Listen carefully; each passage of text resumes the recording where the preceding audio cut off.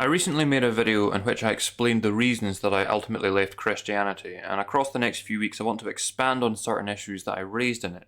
Today, I want to talk more about the relevance of the Bible, because it's obvious that I don't take it to be the inerrant Word of God, and yet I still spend a great deal of time talking about it, and I'll even quote from it as though its words carry some theological and spiritual weight, and I want to explain why that is. Now, the first part of the title of this video is "The Bible is Wrong." But that statement is pretty useless because it could mean a number of things. It's really just a clickable YouTube title. What I mean by it is that the way that your average Christian understands the Bible is wrong, even according to their own traditions in many cases. In fact, I'd say that the very concept behind the existence of the Bible is misguided. The second part of the title is "But Vital." And this is something that is very important to understand, and something that atheists in particular have great difficulty not so much understanding, but accepting. The problem in both cases is that these people have bought into a false dichotomy. Most atheists think that if the words of the Bible aren't literally true, then the entire thing is worthless. On the other hand, most Christians think that if the words of the Bible aren't literally true, then their faith is completely undermined. As I've said, the Bible is not a book, but a collection of books that are found in two categories: the Old Testament, the Hebrew Bible, and the New Testament. These books were written across a period of around 500 years, and in most cases we have no idea who wrote them. But they could never have imagined that their work or works would be gathered together with many others and presented to people as though their authors were all in complete agreement, which is clearly not the case in many instances.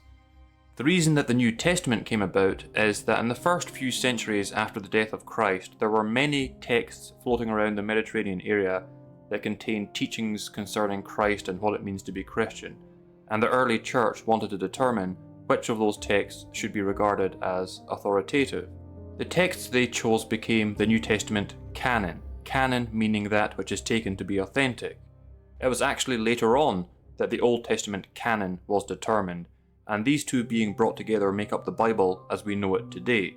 Now, it's not that no Christian knows this, plenty do, it's just that they're reluctant to accept the obvious implications of it and the obvious problems of maintaining a view that holds the Bible to be the inerrant Word of God. But before I get to the theological and spiritual implications of the historical realities of the Bible, I'm going to address the common atheist misunderstanding concerning the worth of its texts. The fact is that the texts of the Bible are important historical documents that offer evidence of many things. The texts of the New Testament, for example, are evidence for the existence of Jesus, but having spoken to so many atheists across the decades, I know perfectly well why so many of them struggle to accept this. It's because their animosity against the beliefs espoused within those texts is such that they are incapable of being remotely objective about them. And this is just one example of why I always rolled my eyes at the idea that the new atheists were ever going to lead the world into an age of pure reason and rationality. They were always as irrational as any other group you'd care to name. But it's actually very simple. Let's take the Gospel of Mark, which is taken to be the earliest of the Gospels, with the consensus being that it was written at some point in the 1st century, say 4 or 5 decades after the alleged death of Christ. That fact alone makes it an invaluable historical document, because it's not about whether or not you accept the view that its author is espousing, or even if the events that they recount are historically accurate. It's about the fact that the author was an individual living in the ancient world, and that they felt compelled to write the text that they did. The same is true of every other text within the Bible. This is why the texts of the New Testament constitute evidence for the existence of Jesus Christ. It's because their authors, whoever they were and however right or wrong they were motivated enough to testify of someone that they certainly took to be real. Therefore, for historians, the New Testament texts are as much evidence for the existence of Jesus as anything written about Plato or Julius Caesar is evidence of their existence. The fact that some atheists have a prejudice against the Christian faith and its truth claims, and the fact that some of them can't seem to grasp that acknowledging that Jesus almost certainly did exist does not mean that you immediately accept all supernatural claims about him, does not change that. So this is why I talk about the Bible so much.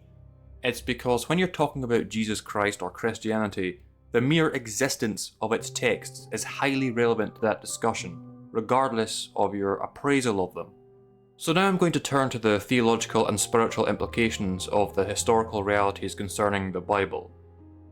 Because most Christians take the Bible to be just a single book that was authored by individuals that were in complete agreement with one another, and because this consensus is taken to constitute God's guide for humanity, any attempt to explain the facts surrounding its composition are so often taken to be a threat to their faith. But here's the thing. Not only does accepting the historical realities concerning how the Bible was created not have to undermine your faith, it will actually only enhance it. Not every text that was excluded from the New Testament canon was some wild and abstract Gnostic work. If you read, for example, the Didache or 1st and 2nd Clement, you'll find very little that most Christians would object to. And if you are truly interested in the person of Jesus Christ, then why would you let anyone determine which testimonies and ideas concerning him you should read? You shouldn't be blindly accepting any testimony, canonical or non-canonical, but your spiritual life will be greatly enriched by at least considering all of the historical perspectives on Jesus that are available to us. Your chosen church might encourage you to be willfully ignorant, but if the Bible really should be taken at face value, then we can say that neither God or Jesus ever did. And this brings us to the reason that I not only talk about the texts of the Bible a lot, but even quote from them as if they carry some spiritual weight, despite being fully aware of how the Bible came to be. It's because whatever else you might say about the biblical authors and their works, they were clearly individuals that had a genuine belief in something and a desire to testify of it. If I meet someone alive today that wants to share a great spiritual experience that they had and their ideas concerning it, I take their account and their thoughts seriously. So why wouldn't I do the same with such accounts from those throughout history, including the biblical authors? That's especially true when those accounts are so consistent with my own experiences, and perhaps even help to shed light on their significance.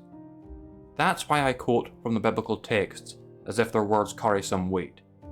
Not because I assume their authors to be infallible, but because those authors were sharing genuine testimonies and perspectives that I take as seriously as anyone else's, and as seriously as I hope other people take my own.